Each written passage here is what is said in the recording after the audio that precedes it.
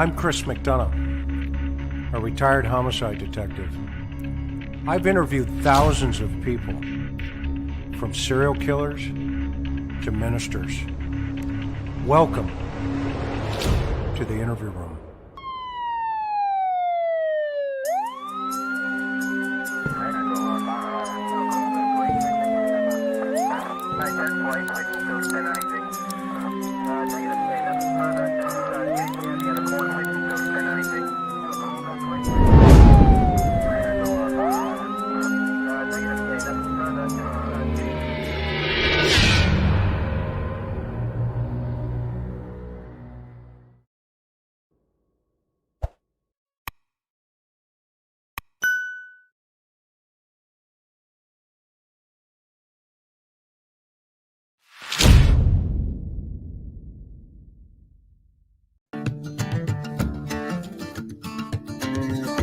Possible GTA suspect there now, 4730 Crystal Springs Drive in the parking lot above the merry-go-round. 2 males, no further description, adding stripes. Welcome to the interview room, everybody.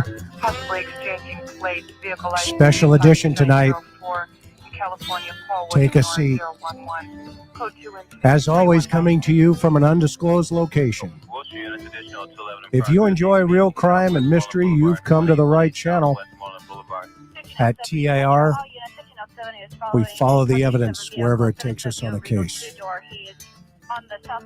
All parties are innocent until proven guilty in the court of law.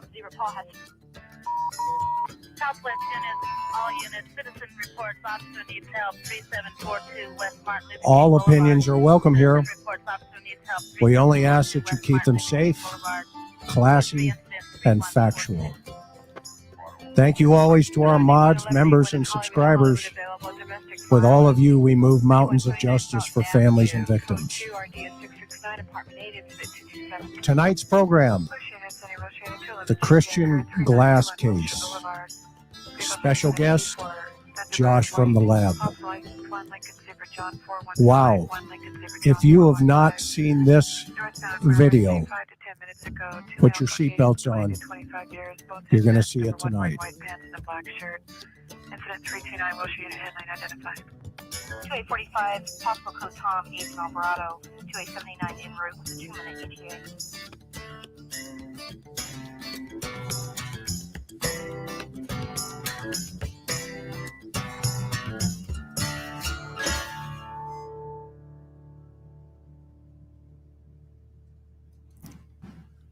Welcome, Josh. How are you, buddy? I'm good. How are you, Chris? Thanks for having me. You're welcome. I need another opinion on this one. I need a civilian's eyes. And I can do that. I could have thought of nobody better than my buddy over at the lab and the lab rats. So if you're just coming on with us tonight, welcome to everybody. It's such a great thing seeing you all here, taking your time out on a Friday evening. Man, I've got, is that me playing guitar, Justin? No. I could probably play that though, to be honest with you. That said, man, I got to tell you, I saw this caper. I've been tracking it for a little bit, and tonight is going to be, I'm going to give you a little heads up. There's going to be, some content in it that's potentially, graphic in relationship to verbiage and that type of stuff. And so we always ask that you, our mods, that you respect our mods and keep things classy, and that you keep the chat classy. But, like anybody that knows me knows that I'm a pretty straight shooter. And having worked, homicide all those years, you learn how to be objective in relationship to what you see and how you see it.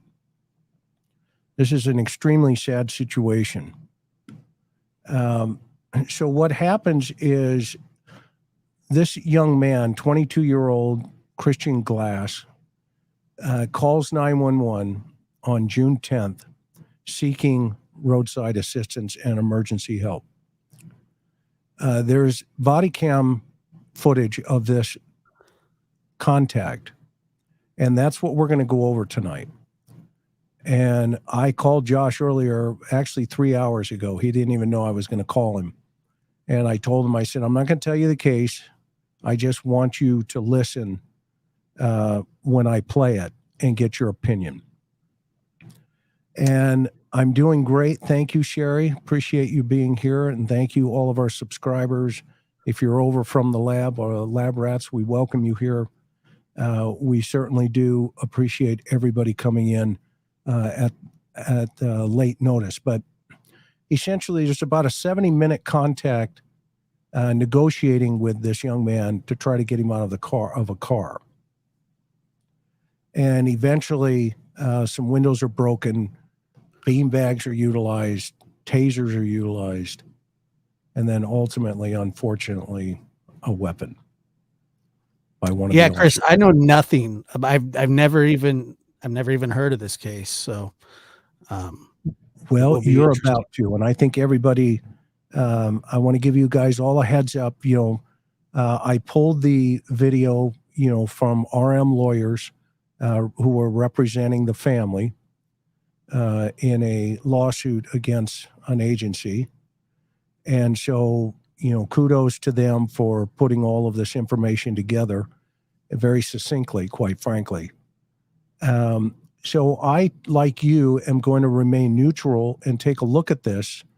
But I want to just tell you the complete 911 call, which I have. You can tell that when he calls 911, the young man calls 911.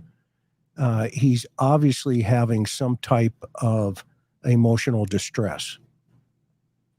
And so I'm going to go from the perspective of looking at this through the eyes of law enforcement.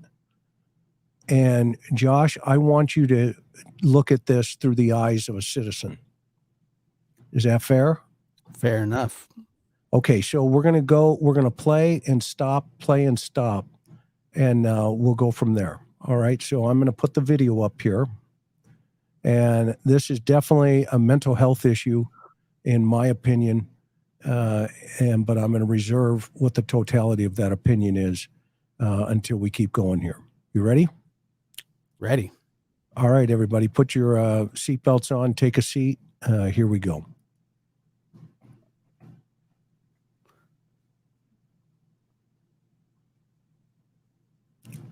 Okay, so if you guys want to see the entire length video, you can go to rmlawyers.com # or /Christian-glass.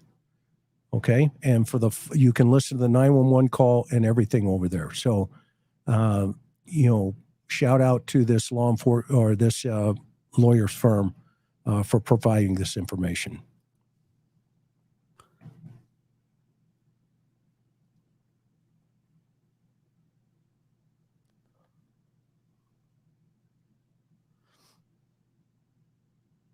Hello, 911. I'm in a vehicle. My vehicle got stuck in a really bad way.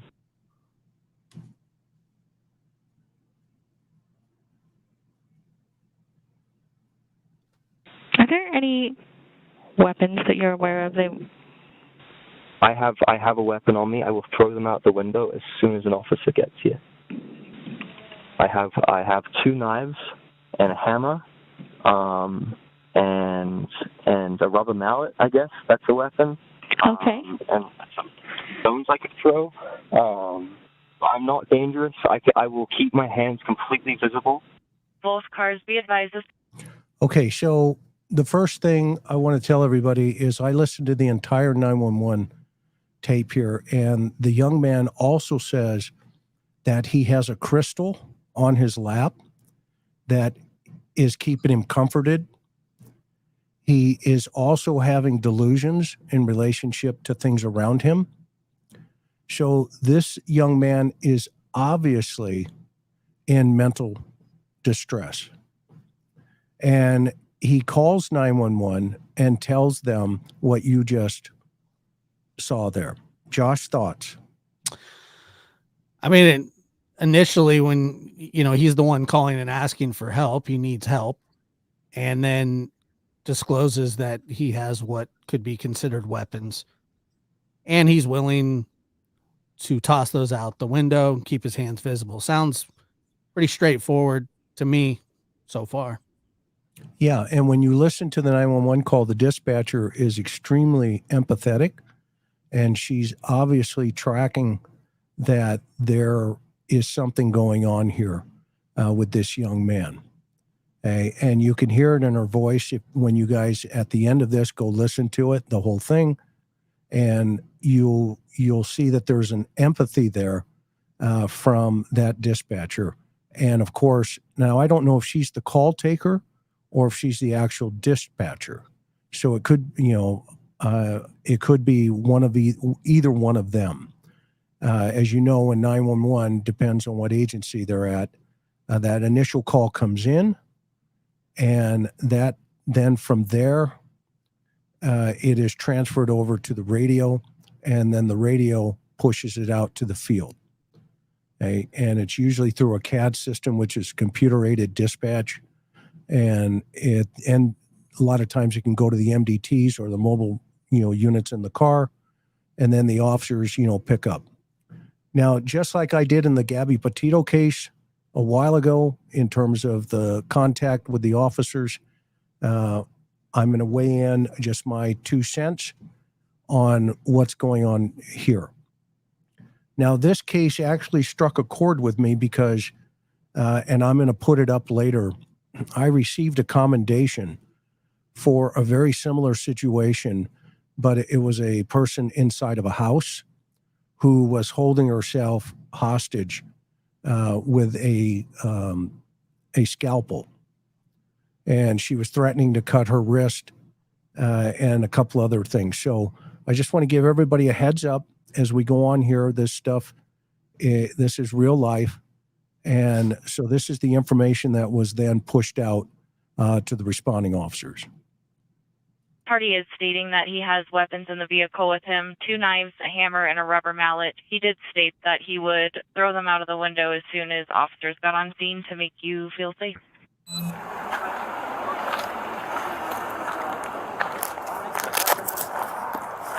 No, dude.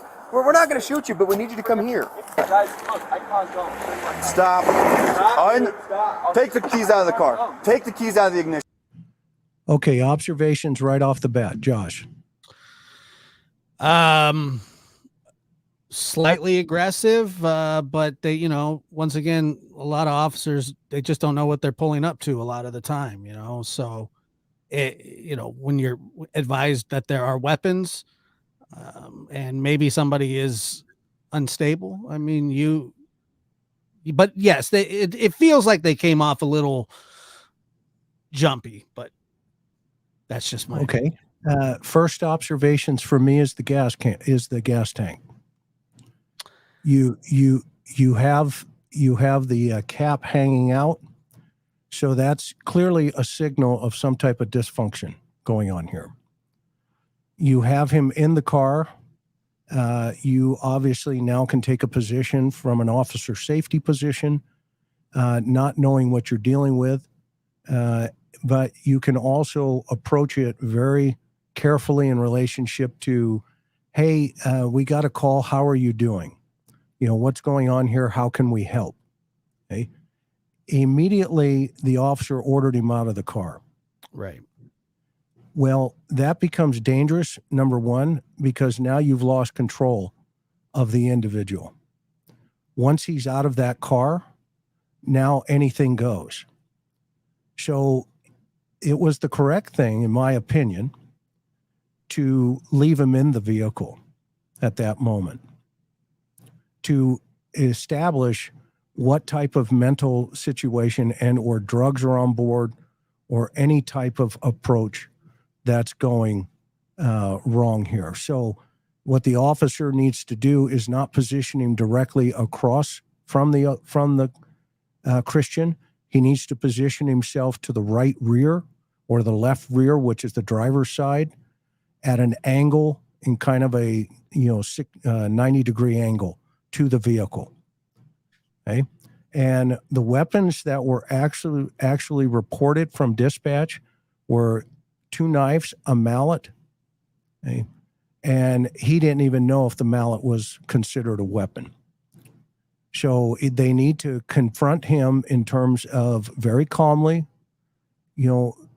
just kind of, a meet and greet. Because at this point, this young man has done nothing wrong other than call 911. Now, take the keys out of the ignition. Put them on the dash.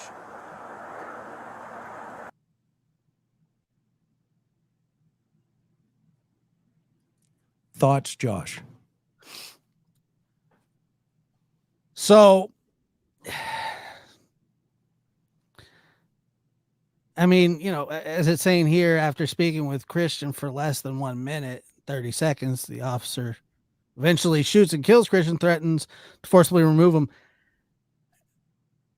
He sounds like he's in a bad way immediately. I think that the approach could be a little calmer, a little more gentle, and that would probably relieve some of the anxiety that's going on here. Yeah. So the first question, right, we need to ask ourselves are there any crimes being committed here? Hey, thoughts? Well, yeah, it sounds like he's just asking for help. Right. He's not reporting a crime on himself. He's saying, "Hey, I'm stuck. I need help." So you would think that they would come out with the intention of, "Hey, what can we do to help you?" That's just how I would figure it. Yeah. And, today is much different, but the communication skills that it takes to communicate with people has changed. Right. In my opinion. Okay. This young man, first of all, has done nothing wrong yet at all, other than call, again, 911.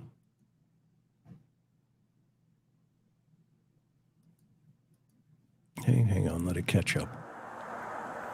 Please push me out, ram me out, and I'll follow you to a police station. Can you do that? For what? Why are we doing this? You need to step out of the car now. Step out of the car now. That's a lawful order. Step out of the car. You'll be removed from the vehicle. Step out now. I'm terrified. You don't need to be terrified. We're out here to try and help you and have a conversation, okay? You crashed your car. I crashed, yeah. Okay. What did you take tonight? Any drugs? So I smoked. I've been. What's that? Don't worry about it. Focus on me. Okay, I'm so scared. You already said you have weapons in the vehicle. You're not communicating clearly with me. I don't understand what's going on. Because you already said you have weapons in the car. Okay, I'm gonna pass them out. Can I throw them No, do not throw them out. Thoughts?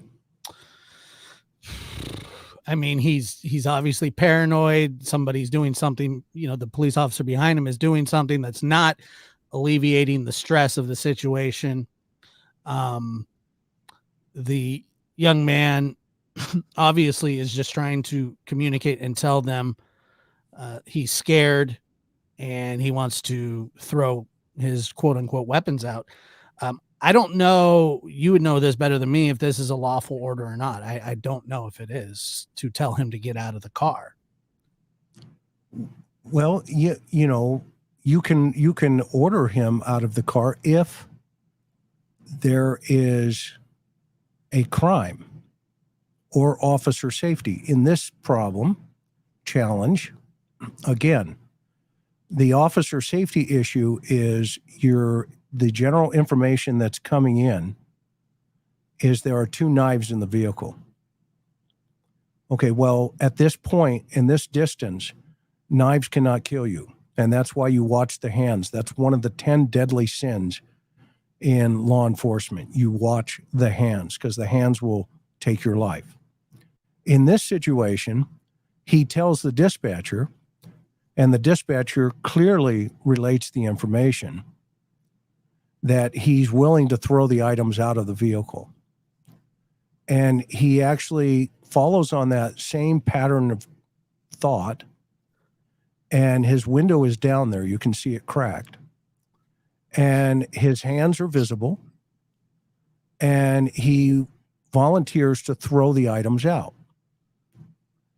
Now, that means the officer has a couple discretionary choices. One, he can continue on the route that he is, i.e. demanding that he get out of the car. But what happens when he gets out of the car and he has a knife in his hand at that point? Now you have created a situation where it's a shoot or no shoot scenario. In this situation, again, the longer he's in that vehicle, the more contained he is, and you can then deal with the mental health issues, if there are any. And if that individual volunteers to throw a weapon out of the vehicle, you take advantage of that. And so this, if it was me, and I've been in this situation many times, again, I would have stepped back towards the rear of the vehicle and said, go ahead and throw the items out. Right. Right. That's a de-escalating move. I mean, he's saying, hey, I'm not a threat to you. I want to show you I'm not a threat to you. And I want to show you my hands, and whatever I have in here that is dangerous, I'll get rid of it to show you. So you would think that would be the right thing for him to do. Hey, yeah, go ahead. Toss it out of the window. Yeah. And I don't know if this is a training issue or what, the scenario is here, but again, that vehicle is your friend as an officer. Okay.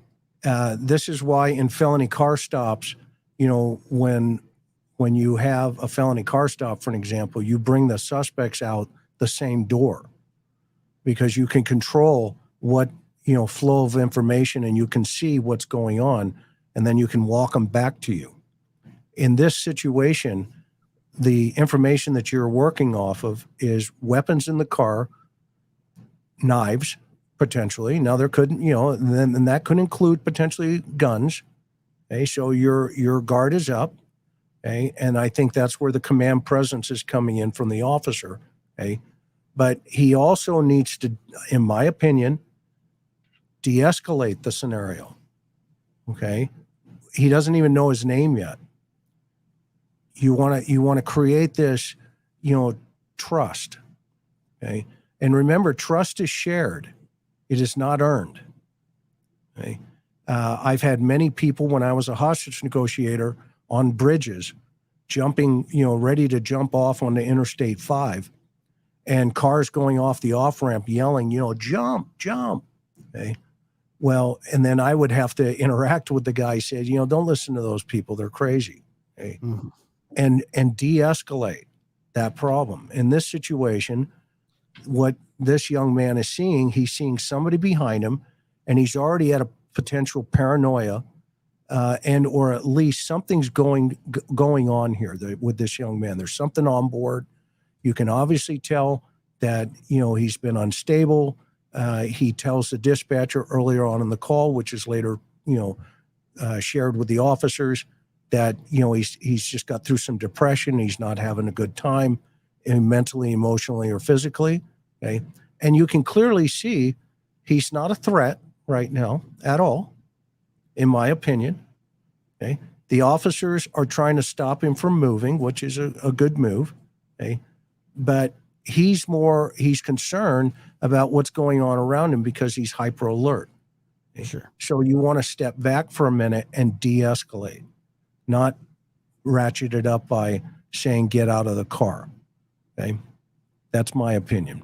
Well, Chris, and also I want to say, and I understand a cop, police officer, a highway patrolman, whatever, being very cautious approaching any kind of vehicle at any time of day, because it does happen where you walk right up and they point a gun right at you and shoot you.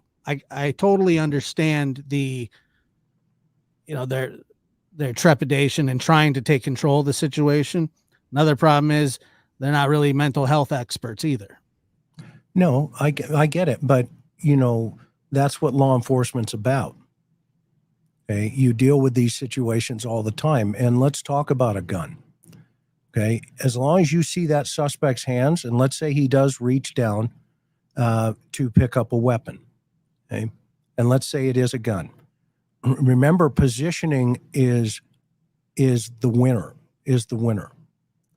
So from this angle, he should be going to the right and positioning himself that if the suspect reaches over, he has to come back out through either the back window, meaning he's got to make a full turn and shoot through the back window, which is highly difficult, or he has to come leaning out through that window, and that means he has to put the window down.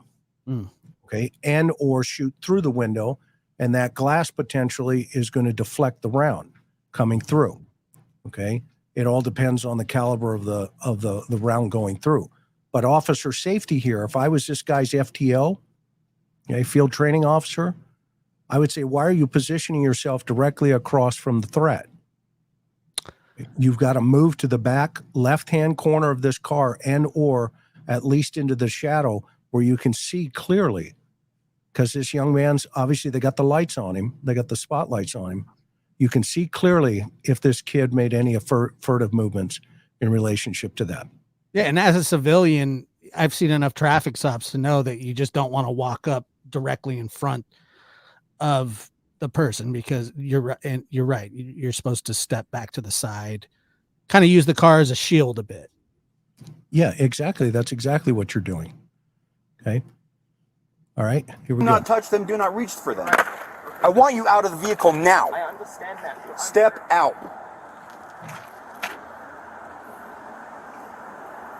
Watch crossfire in case he reaches for shit.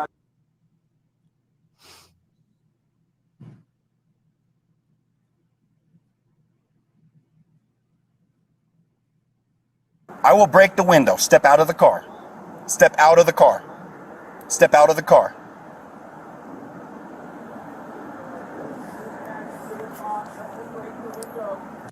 Okay. Thoughts? It's escalating at a very rapid pace, probably too fast. You know, So when you go ahead. Go No, ahead. finish your well, thought. just when you hear him say, "Please God, don't let him break the window." I mean, you're obviously now not dealing with somebody that's all together at that moment. Yeah, and I have investigated many officer-involved shootings as a homicide detective. I had one where one of our officers, a preacher, came out with a rifle and pointed it directly at the officers, and they shot him, and the rifle was empty. But it was a good shoot because they were clearly threatened. In this situation, at this point, from what I'm seeing, is a massive escalation of command presence, when it should be the complete opposite, especially when he started praying, you know, please don't let them, you know, break my windows. Okay? Right. This is, again, another signal. Now, you notice where the officer's positioned here. He's positioned where I said he should be now. You see, so he advanced on the vehicle into the left rear or the left passenger side, driver's side windows, but he should actually be back a little bit further. Okay. So this is obviously going to spin out of control pretty rapidly. 116. Party is not being. Dear Lord, please don't let them break the window. Right. They should be hearing that clearly. And he's praying and he's bowing forward, okay? Now, you have information that he's got a crystal on his lap because he tells dispatch, I have my comfort crystal on my lap. So obviously, you know, there's some challenge going on here with this young man, okay? And now you have this escalation that's starting to ratchet this up pretty quickly, okay? Because just the presence of a uniform can scare a lot of people. For sure. And, you know, I even get nervous when a cop comes up behind me in a car, right? You don't want to get pulled over. Okay. So and they call that command presence. But, you know, there's a responsibility that comes with that. A huge responsibility. And let's go. Cooperative and refusing to exit the vehicle.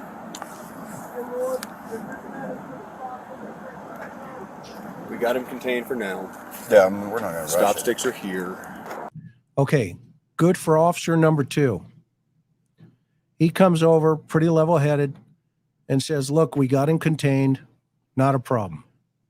Let's just kind of wait this thing out for a second. Okay, thoughts? Yeah, I think that he's bringing a more level-headed approach, but the guy that seems to be in charge of what's going on, it's like he's headed to a fire or something. I don't know what I don't know what the rush is. Why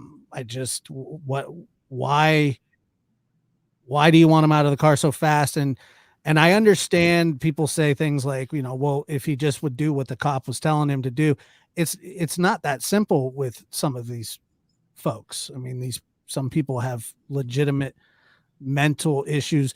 And like you said, Chris, a normal person gets nervous when a cop pulls up behind them, even if you're doing everything right.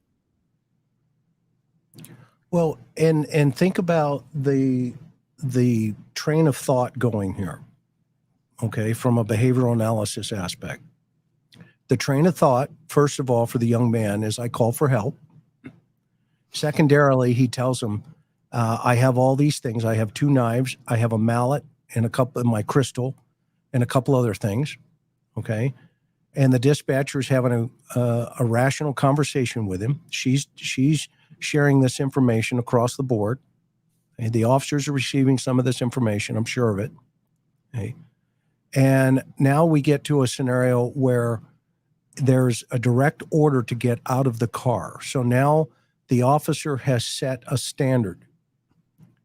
And that standard is you're going to do as I say because I said it. Okay. So now the law is going to start looking at this and going, okay, well, what crime has this young man committed at this point? It is not illegal to be having a mental breakdown. It's not against the law. Or to call the cops and ask for help. Or to call the cops to ask for help. He's obviously in a panic state. You can see him. I mean, he's obviously having a mental distress problem here. For sure. Okay? And now protocol should kick in from officers, all of them. Okay? There is no reason at this point not to wait it out till he's Chris, stable. if I was standing back watching this as a pedestrian, I mean, look at the look on his face. Right. What have I always said about officers who cuss? What have I told you? You've told me that for a long time, that your words are your biggest weapon. Right. And what have I said? If you can't control this, what can't you control? You can't control the situation. You can't control anything. Or your finger. Right. If you can't control the words that are coming out of your mouth, then you can't control this, your trigger finger. Okay? Because they're simultaneous. Okay? And so this situation right now, this young man has done nothing, in my opinion, and being objective, and I am being objective. I'm looking for the tactical things that are correct, and I'm also looking for the things that are obviously incorrect. Okay?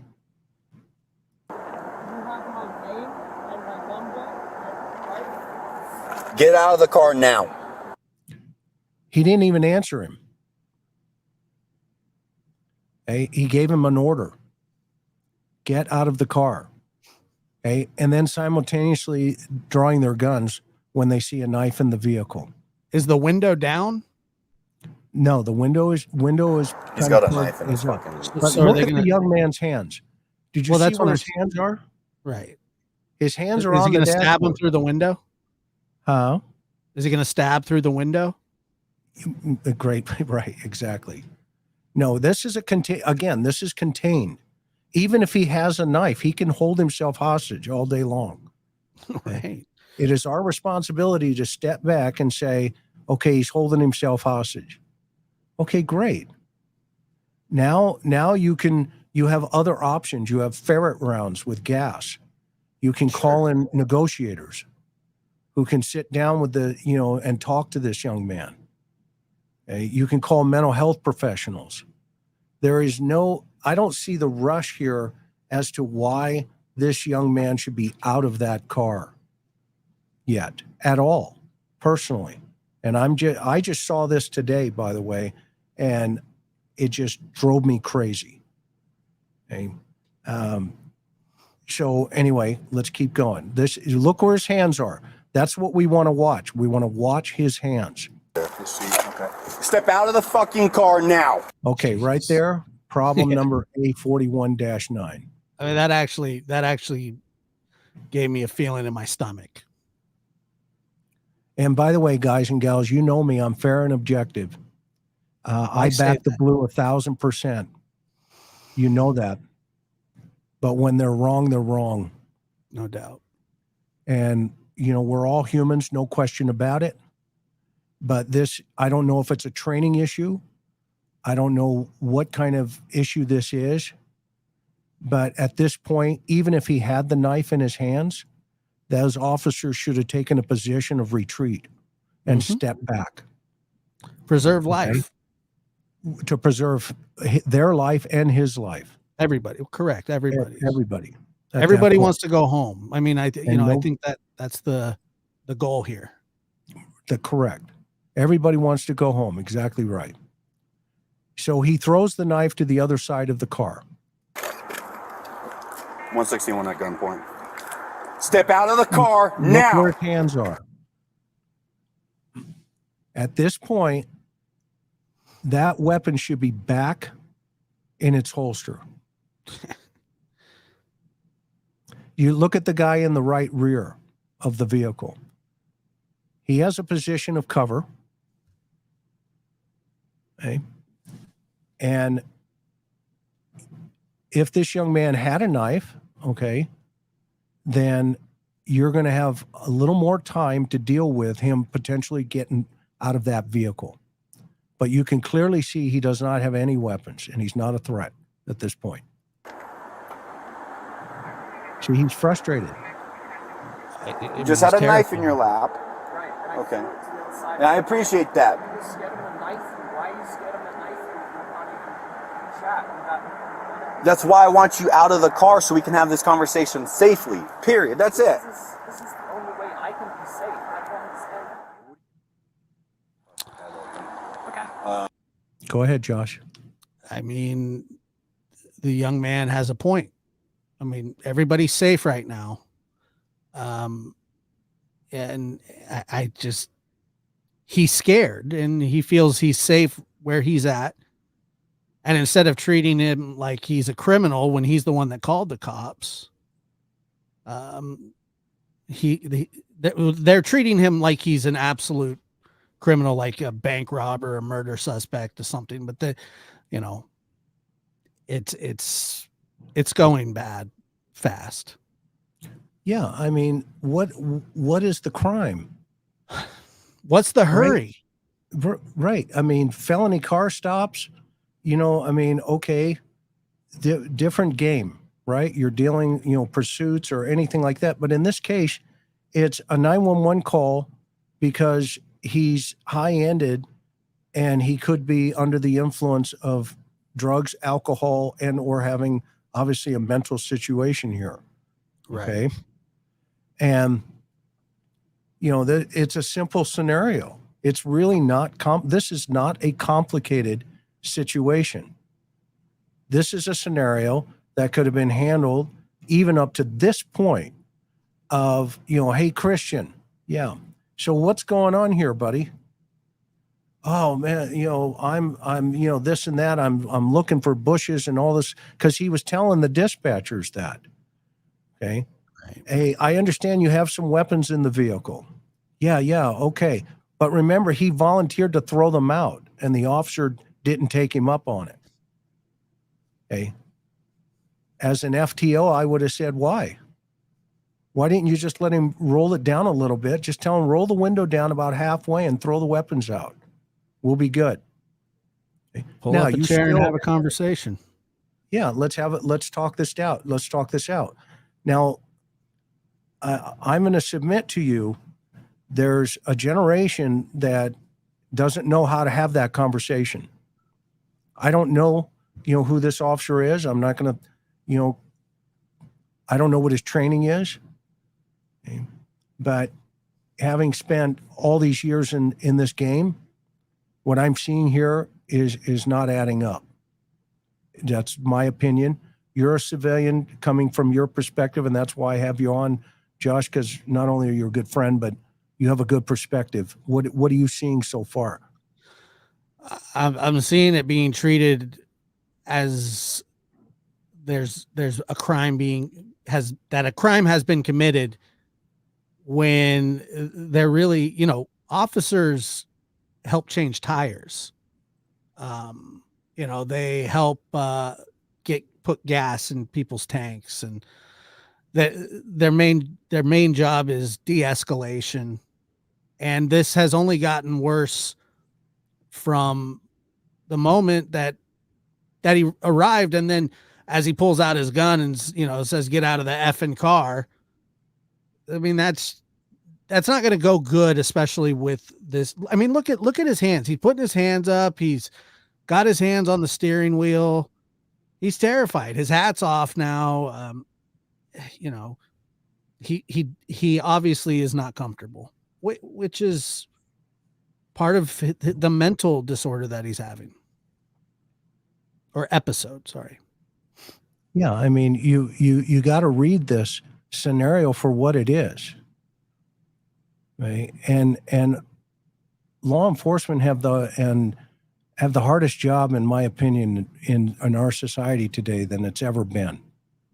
Yes. But this is the kind of case, though, that makes everybody look, crazy, because this is clearly a training issue, I think, and a communication issue. This went from 0 to 60. They used to teach what they call verbal judo. Okay. And verbal judo would be, is there anything I can say or do that would, cause you to not get out of that car? Please help me understand why you will not get out of that car. Okay? Or what about reassuring that, hey, we're not here to hurt you. We're here to help you. Exactly. Right. That could have been said probably 10 times by now, and it hasn't been. Yep. Yeah. This has gone from immediately within a minute and 30 seconds, it was escalated. Within 3 minutes, it's, I'm breaking your window. Right. Okay. And get out of the effing car. Exactly. I'm not compliant. Look at this. He puts a heart signal up. Right. I mean, if this doesn't break your heart, I don't know what does. Seriously. Like I said, I've never seen any of this. I don't know anything about it. I know now just because of the chat, I know, but yeah. And I'm not trying, me, I'm objective, Yeah. And I support, I've got thousands of friends who are law enforcement, but come on. This is driving me crazy. I side with officer related shootings probably 98% of the time. I know, because I also have friends who are law enforcement and get shot at, and it's a terrifying job. But I've been involved in 3 officer involved shootings. Right. 3 of them. That's great.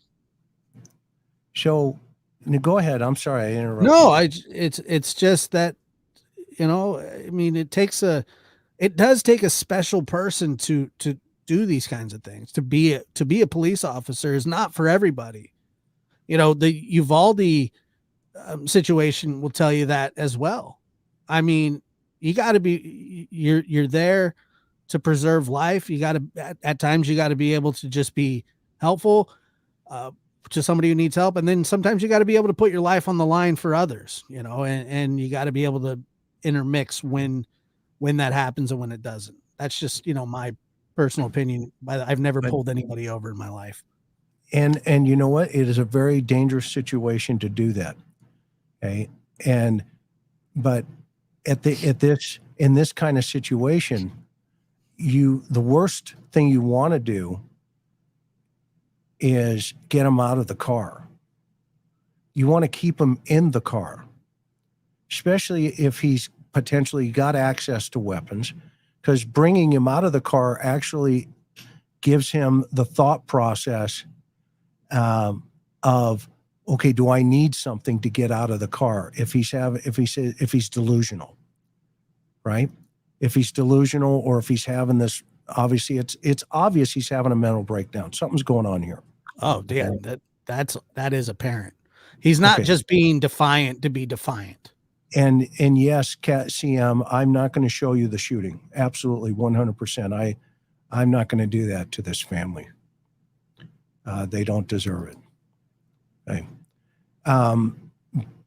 But I'm going to show you up to the escalation to that point, and then I'm going to stop the video.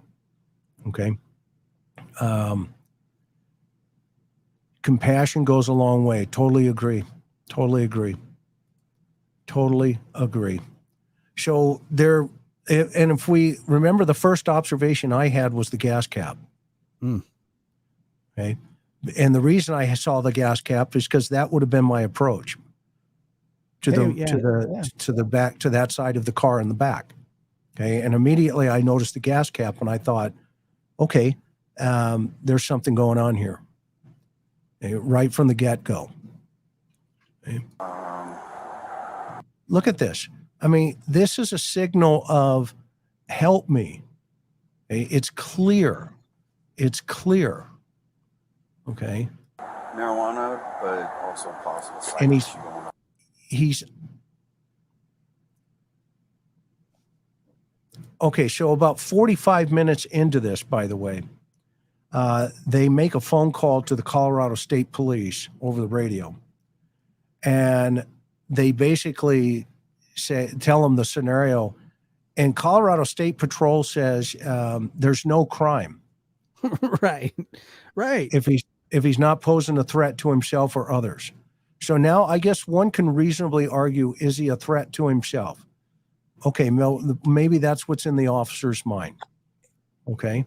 It's possible. But, I mean, yeah, it is possible that he is to himself. And absolutely. But again, if he is, okay, you de-escalate by controlling where he is. Okay. The moment this officer, for some reason, this officer is just heck bent on getting him out of that car. Get out of that car. Get out of that car. Okay. And again, if he had weapons, i.e. guns or bazookas or atomic weaponry, if it's available to him, then you take a position of advantage. Okay. You don't bust the windows and say, okay, now go ahead and do whatever you need to do. Okay. At this point, there is nothing under the law that I can find or that I've ever experienced that says you don't have the right to be off base for the evening. And the only responsibility they have at this point is to wait him out. And at some point, even if you had to, you could use other forms of, escalation, like ferret darts. Have you ever heard of ferret darts? No, but it sounds pretty self-explanatory. They're CS gas. It's CS gas. You just shoot it through the back window. Okay. I thought it was actually a dart you shoot at a ferret, so I was way off. and it fills the car up with gas, and within 3 seconds, the people are out. I mean, trust me, it works just great. There's no sense to go in. Okay, when an individual's holding himself hostage, and that's how I see this situation. Okay, I see this as a young man having a mental crisis, holding himself hostage in that vehicle. Yeah.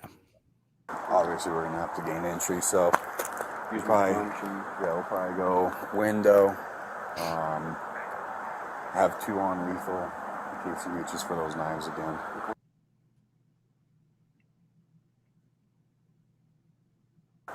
Christian? Okay, this was a good move. My opinion. What say you, Josh? Yeah, I mean, anybody but the guy in charge at the moment. I mean, it sounds like right there, the way that she approached was very friendly, non-threatening. Hey, how you doing? You know, Textbook. Okay, she should still be back a little bit, though. I will say that, but that's okay. She's trying to make eye contact with him. Okay, she sees where his hands are.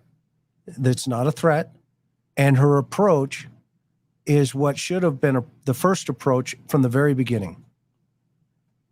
Okay, because look how he's looking at her, very suspicious, very scared.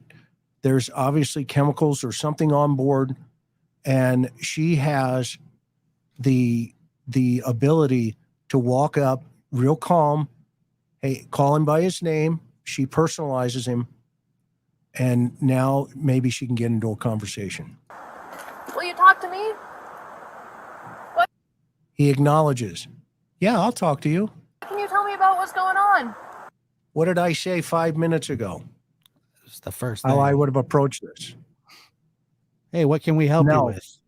now, the disadvantage that this officer has right now is this young man is already jacked up. Oh, he's already wound tight. Yeah, he's already way up here. Okay. Well, he was already when he was on the phone with the dispatch as well. Well, yes, but actually, But it he's got actually worse. well, he's calm actually on the with the call with the dispatch, because he's talking about his crystal, and that's his comfort zone. Right. Okay, and so this is a situation where this officer here, in my opinion, okay, good job.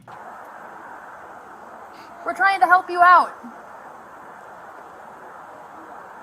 Okay, I see that. I see you're being cooperative. Christian, you don't have any guns or anything that scares. Okay, so these officers, and it kind of went forward. This is another seasoned officer. You can tell, but they had already made a plan. You heard the one officer, the first contact officer, make it sound like, okay, we're going to breach the window. We're going to do A, B, C, and D. So they already came up with a plan. Okay. Again, the concept here is, what's the rush to get him out of the car? Okay. What say you, Josh? Well, it kind of feels like it's de-escalating a little bit. They're being a little more personable with him. But yeah, that it just seems like, things may be trending in a better direction. Yeah, and the female officer looked like she was starting to build a rapport with him. And yeah, so I don't know why they moved her out of the position of communication. Yeah, but why so many officers? Well, that's a great question. Right? You could probably handle this with 3 or 4 officers total and a supervisor. The more I would think that the more officers that they bring in, the more paranoid that this young man gets. Yeah, it does. It escalates. I mean, look how scared he was when the officer was putting the strips down behind the wheels. Okay, he was scared. What he's asking for is just pull me out. I need to get out. Now, of course, do you think that was necessary? Yeah, because he's obviously having some type of mental breakdown. He shouldn't be driving, right? Right. And so they're right in doing all of that. I mean, that was good stuff.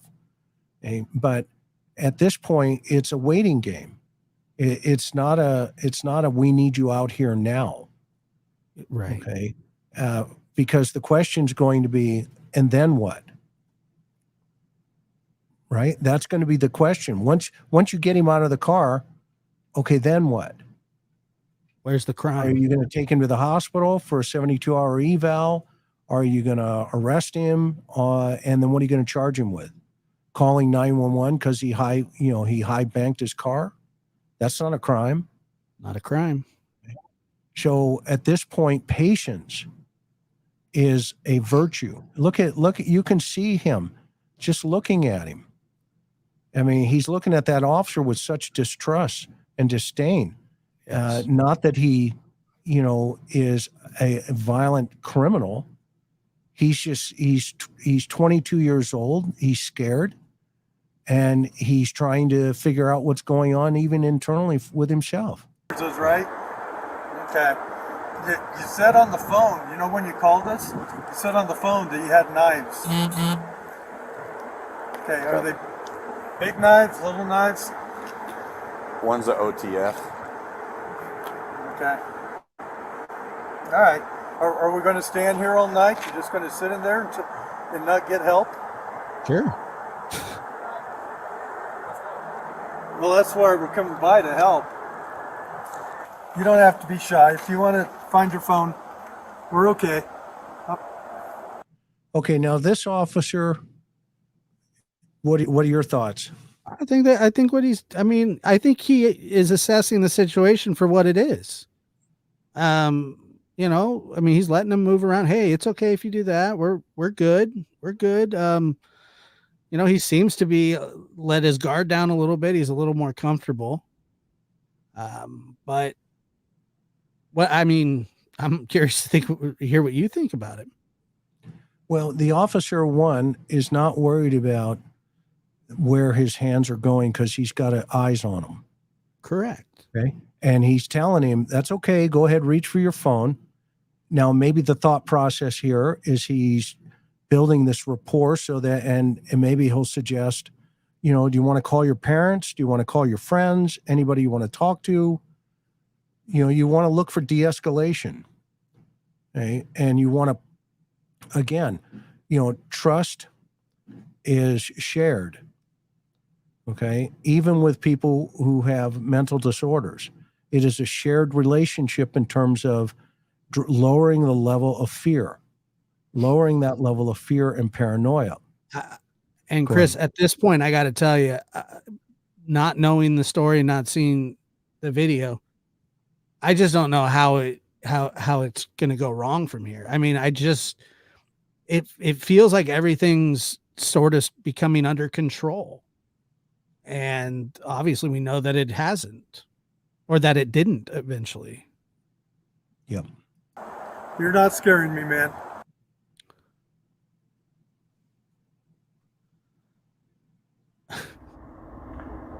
Can you ask quickly what their plan is? If there's no crime and he's not suicidal, homicidal, or a great danger, then there's no reason to contact him. Is there a medical issue that we're not aware of?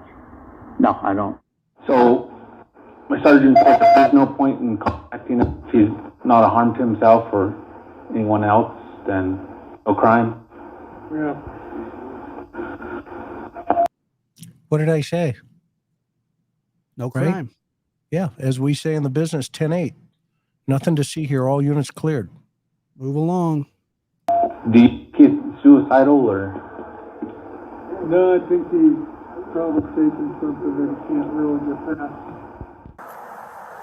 Don't want to escalate it, but Maybe he'll roll down the window for the soda, and if he does, we're ripping that window, Grab like that. not out. So they're going to ruse. It's called a ruse. They're going to hand him a soda and they're going to rip the window out. What say you? That's just a terrible idea. Okay. It's just a terrible idea. Well, and you saw the answer. The state police said, there's nothing there. There's nothing to see here. And immediately his response was, well, what? Don't want to escalate it, but we will. Yeah, why? Right? I don't know. The state police, just like in California, if we would call these guys 5150s. For okay. sure. Now, at some point, you're going to just wait them out. You'll wait them out. You shut the road down. Everybody gets mad because they have to drive around. He'll relax. Yeah, he'll relax. Yeah, but at some point, it will calm itself down. Yeah, well, And whatever he's going through, he's at the peak of it right now. And of, like you said, eventually, I mean, that's why hostage negotiations take forever. You would kind of think that it would be treated like that, where, you know, you're like, well, he's keeping himself hostage. He hasn't committed a crime. I don't know if he's a danger to himself, but he's not wanting to hurt us.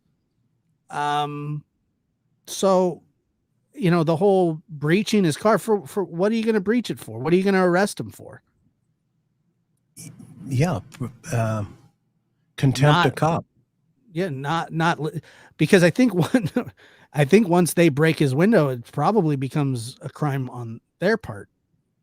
I had a case one time. It was at a rock quarry. I know that people are saying this kid's in a rock quarry, but they put me in a helicopter, in the sheriff's helicopter, and they flew me up to the top of this rock quarry because this kid, he was I think mid 20s, and he had slipped down, and he was on a ledge. Okay, and they tied me off by my ankles, and I laid on my stomach for over 6 hours, leaning over, talking to this kid. Okay. And then they had a switch. They switched us. And, you know, as my partner came up, I debriefed him, and I got jumped on the helicopter. They took me back down. And within an hour, that kid wanted to come back up. So they dropped down some ropes. Long story short, we got him. Okay. Right. And he went for a 72-hour eval. Okay. These are the situations where, you know, you have a mental situation going on here. Well, it's not illegal, again, to have these problems. Okay? And so there's no reason why they should be pushing this into let's fake him out, give him a Coke, and then, you know, drag him out through, or, you know, pull the window out. Okay? It's not necessary at this point.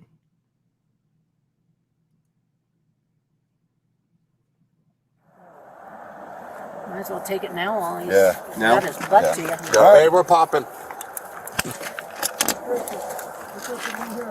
Dude, door section. Oh, this ain't working. All right. Knife in his hand. Knife in his hand. Okay, so now he's obviously taking a defensive posture. Go ahead. So back up. Everybody back up. I mean, he's scared. You know, they're like, we're breaching. He's paranoid. And that, you know, they're becoming more and more aggressive.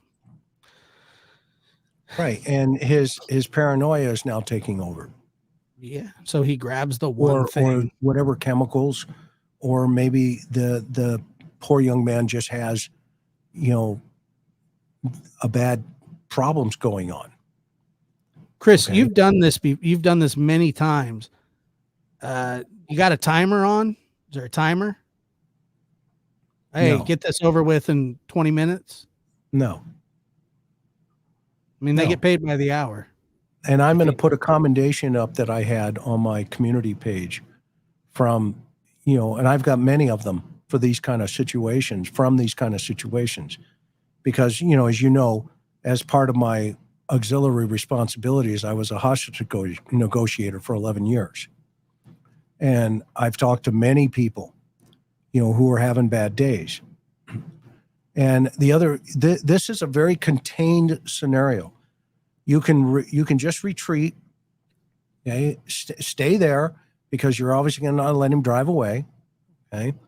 And you can contain the situation. You can pick up the phone, which they did. They called the state police and said, "Here's what we have." Okay. Yeah. Why did they? I mean, I don't understand why they're not listening to the state police. Great question. Absolutely great question. Every single one of them there say, "Hey, we just got word. They're that's why you call for advice. They're advising us there's no crime, we don't have any legal reason to breach his car. It's his property." I mean, it would really be just smart to, you know, hey, like, let's everybody calm down. I just don't understand why they want him out. So Fi and me, this is a great question. So in the first 5 years of law enforcement, they call that the John Wayne attitude. Okay. And it's this, I have a badge, so therefore I am. Okay. Well, that works really great until you get knocked out. and people get confused with command presence versus, this escalation aspect of, okay, I've been a cop for 3, 4 years, 5 years. It's this, hey, I've got authority, what say you? Okay. And that's not how training used to be. And quite frankly, I'm sorry that we're even having to watch this. Go ahead, Josh. Well, a thing in my town that they started probably a year or so ago was because it seemed as though between citizens and cops, law enforcement, that there was some distrust. And so what they did was they started this thing that was called Coffee with Cops.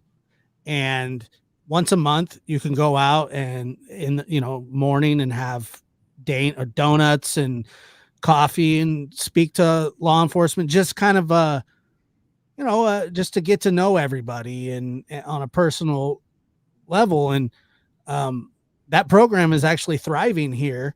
A lot of people show up, and it seems to help. I mean, it really, because you're right. The uniform and the badge can be very intimidating. Yeah, and it's a huge responsibility to know.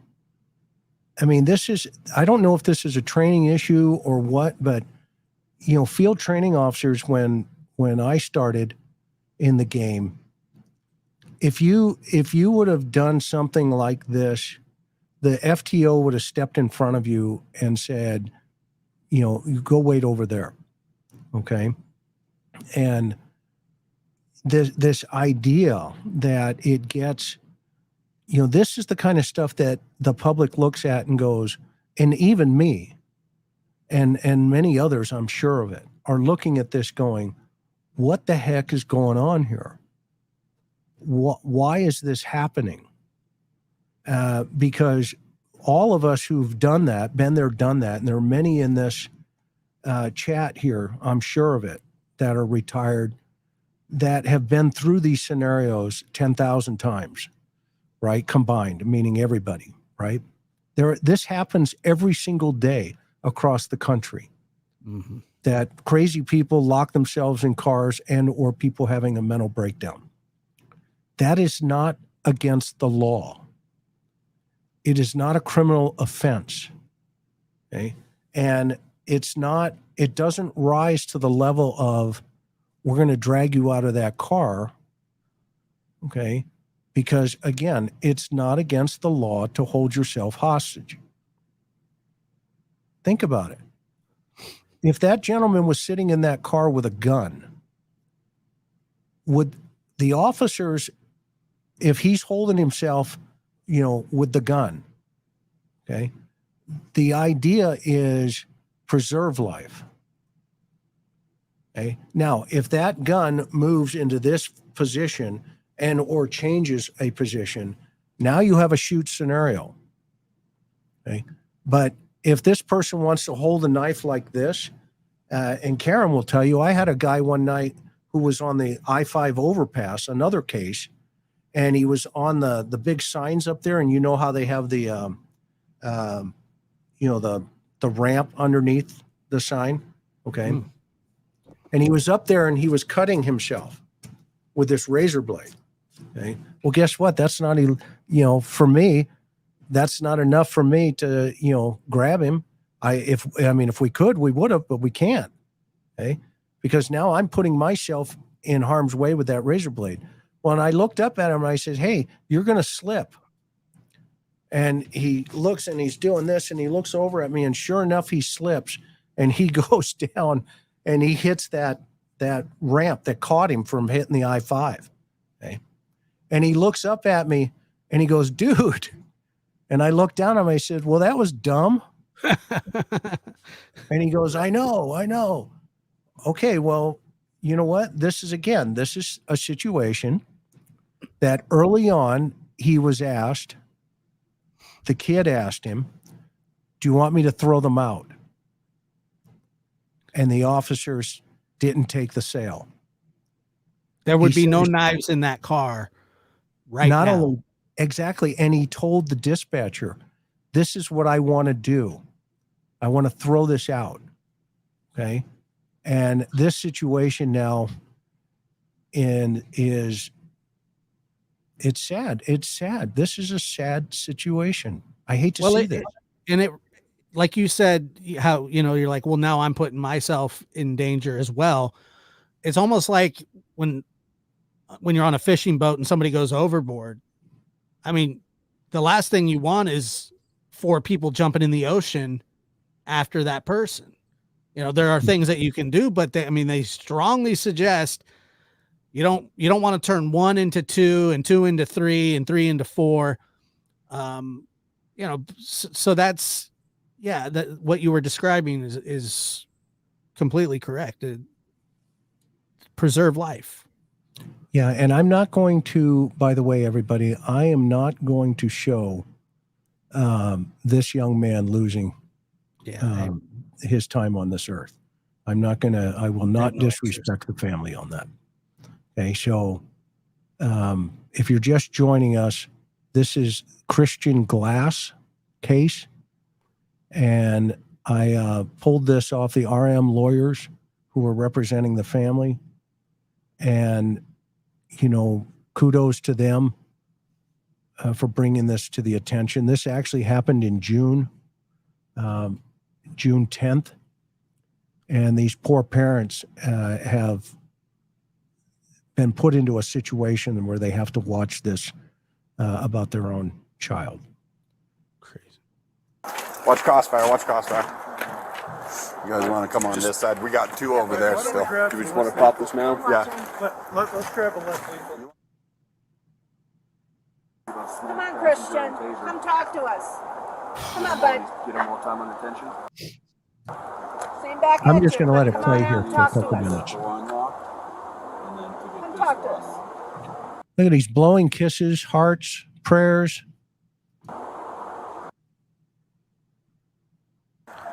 It's time to. Okay, this one, absolutely, I'm just nuts. How long do you know me, Josh? What's, Long enough. What say you? I don't know why is somebody standing on the hood of his car. Boom. I've never seen that before. I've never seen this tactic in 40 years in this business. Tell me that's not an aggressive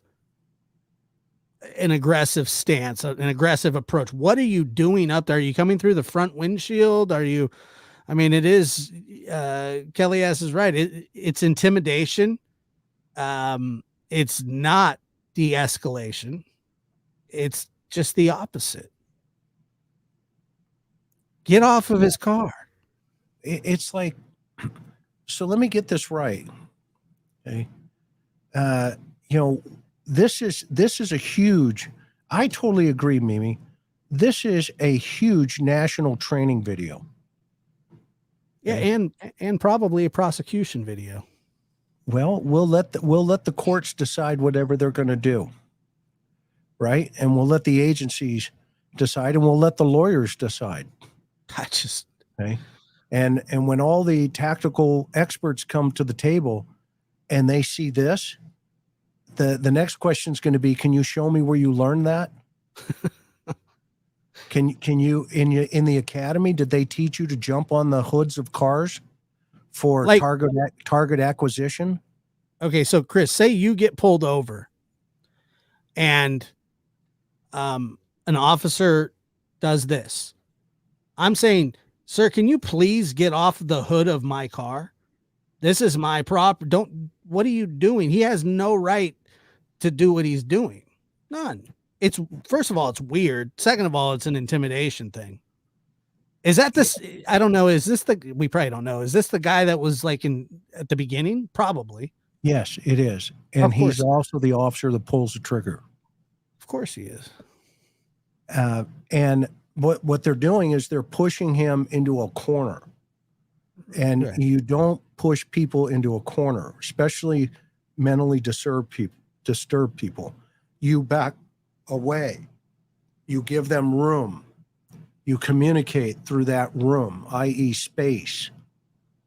You let them process. Okay. This is a situation where, this guy is now on the hood of this car. Okay?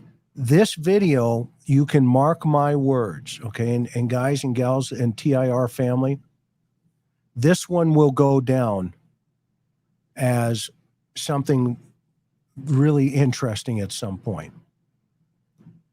And I don't even know what to call it.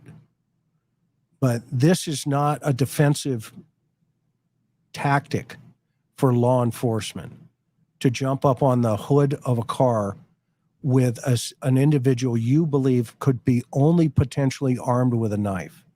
I've never seen anything like If he was armed with a knife, and if he is, which I think he is, okay, then don't you think you want to get away from that?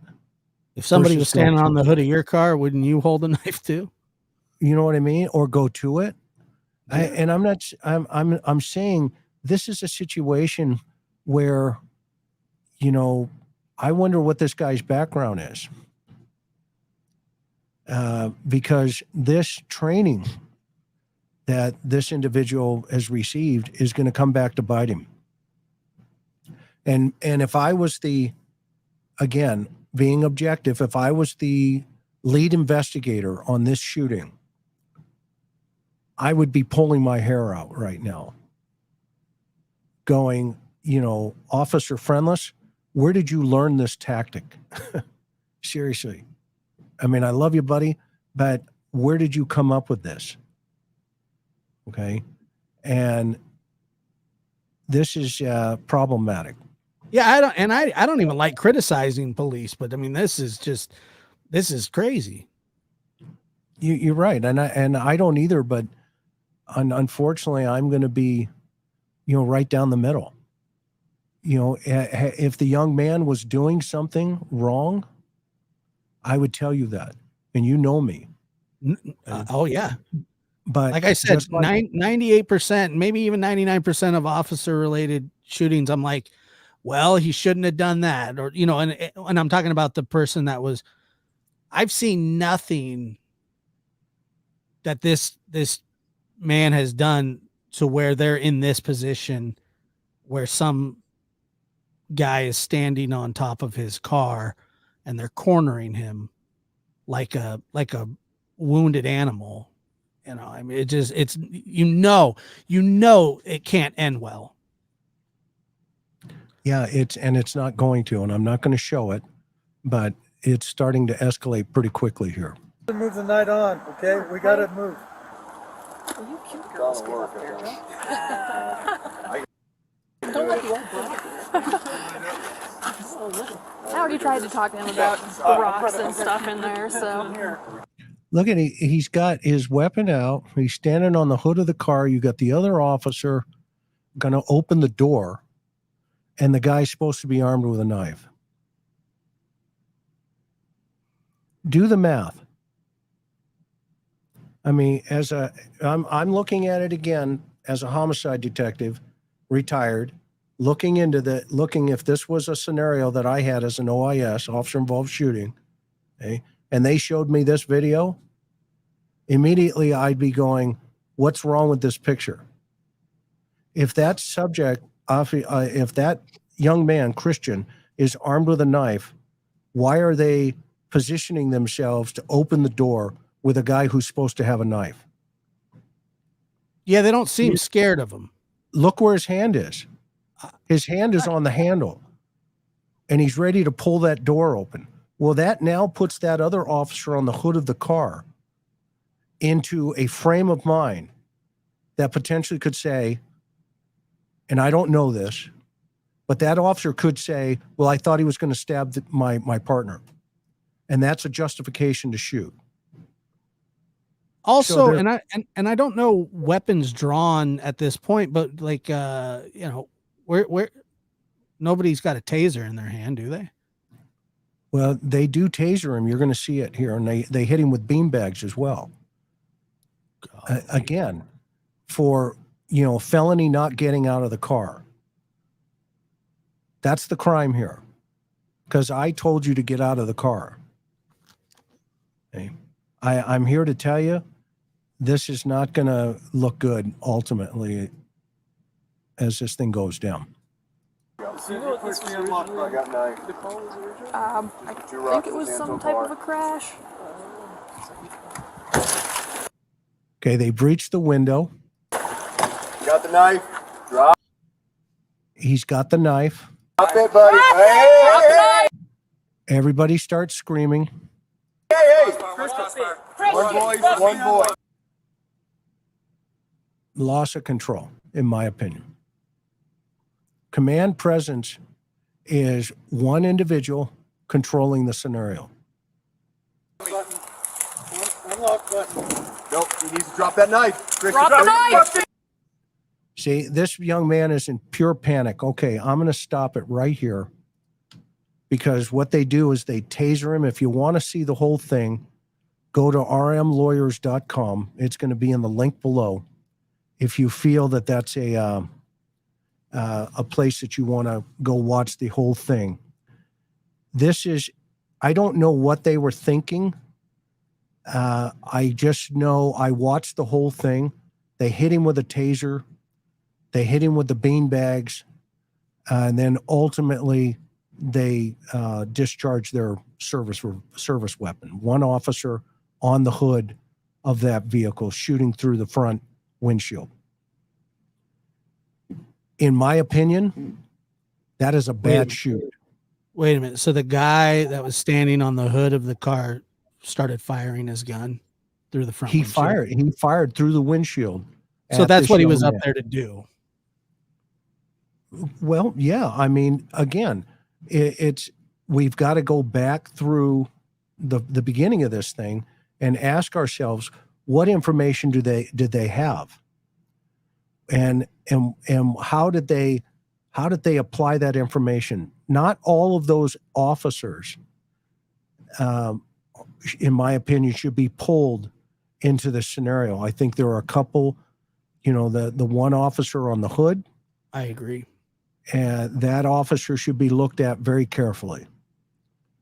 And if he's still on the street, I'm going to predict you got a problem. And I'm not going to name any officers, but I've had cases which were bad shoots. I had officers grab somebody with a weapon in their hand, and then the weapon discharged. To the officer's credit, he turned and he said, "You know what? That was a mistake."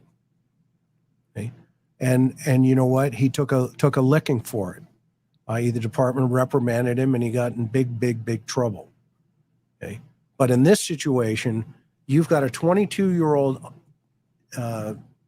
unstable young man who is obviously having sensory overload and communication issues. It's clear. Okay?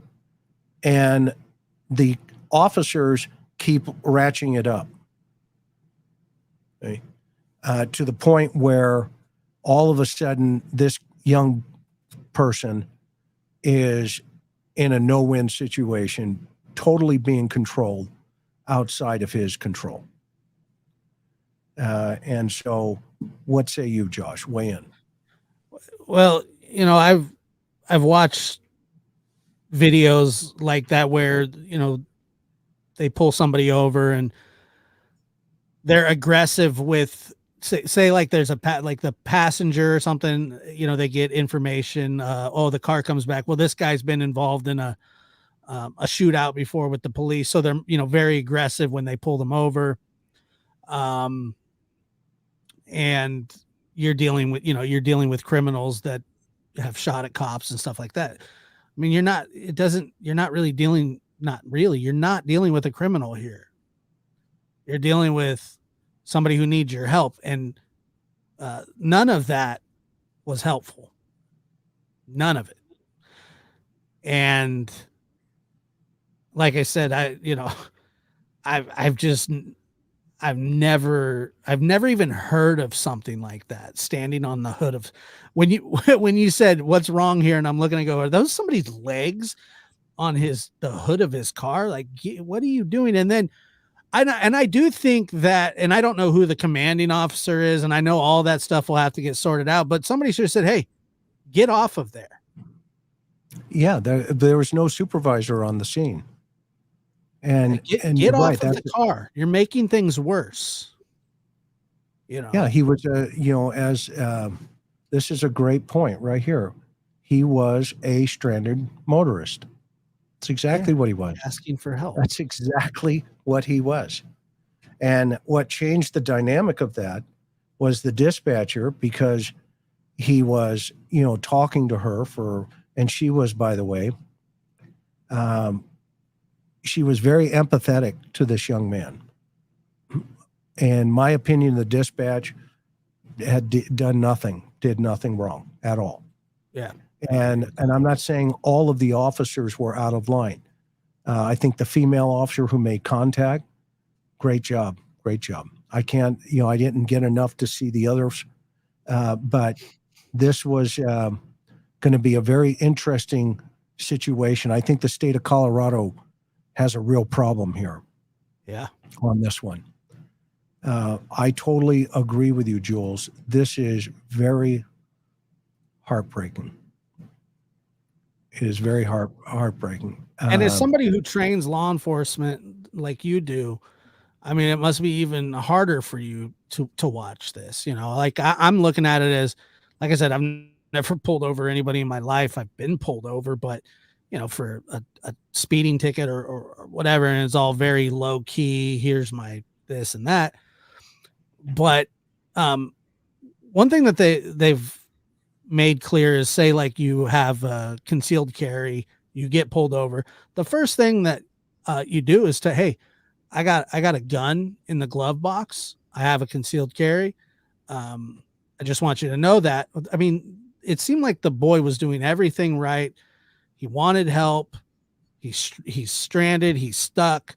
He's like, who knows why he had knives, and people carry pocket knives. People carry, Well, he was a geologist. He was as a hobby. Okay. And he tells the dispatcher, he says, I've got my crystal with me. Right. It's like a rabbit fur to him. Oh, okay, son, no problem. Yeah. You're going to be okay. You're going to be okay. And, it is.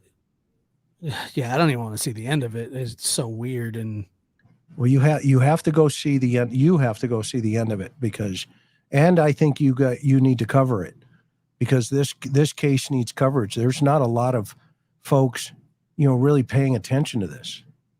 And, there is, because the lawyers are now starting to get traction. But, this is, it's and a problem. This happened in June. Look, I totally agree with you. This happened in June. Yeah, June. So, I mean, it's just not that long ago either. Right. Do you know how many times he was shot? I don't. I think 6. Yeah. And, that we call that the knife went on full auto. When multiple, if he had stabbed multiple people, that's when you put rounds down range. Or at least if there's this, this kid, first of all, the window's broken. And these are the things that my report would have shown. The officers breached the window, thus creating a situation whereby a stabbing could occur. Number one. So if the young man with the officer by the door, and that's going to be the argument, I'll put money on it. The argument's going to be the officer by the door, okay, was the officer who was threatened, and the officer on the hood fired his weapon because the officer at the door was in harm's way. Well, maybe the officer at the door shouldn't have been there. Well, maybe they should have breached the windows. Right, exactly.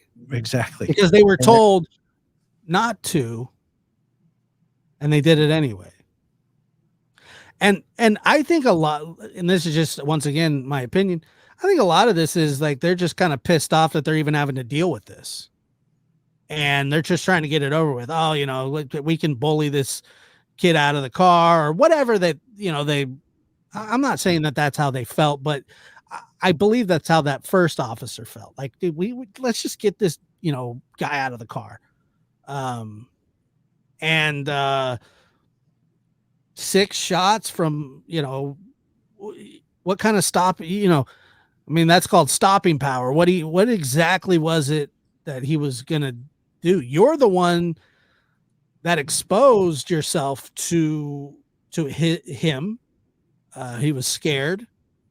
It's just a really tragic, unfortunate, you know, if there was a gun in that car and he made a move for that gun, you have nothing to stand on as a, you know, as somebody that's in that car. That wasn't the case. Yeah, right. I mean, it's like, do you shoot at, you know, let's use another scenario, moving cars, right? Do you shoot at moving cars? The answer is no. Okay. Because a lot of times officers, you know, we were trained, don't get in front of a moving car, period. Some officers would get in front of a car and then point down range, and that car's coming at them. Well, you know, logic would tell you, why are you standing in the middle of the street in front of that car? Get off to the side, let the vehicle go. They can't outrun the radio. Right? No matter what, you can't outrun the radio. Okay? And you get on the radio and you say, it's a blue Ford, you know, blah, blah, blah, eastbound on so-and-so, such and such. And now you all of a sudden, you know, are in the chase.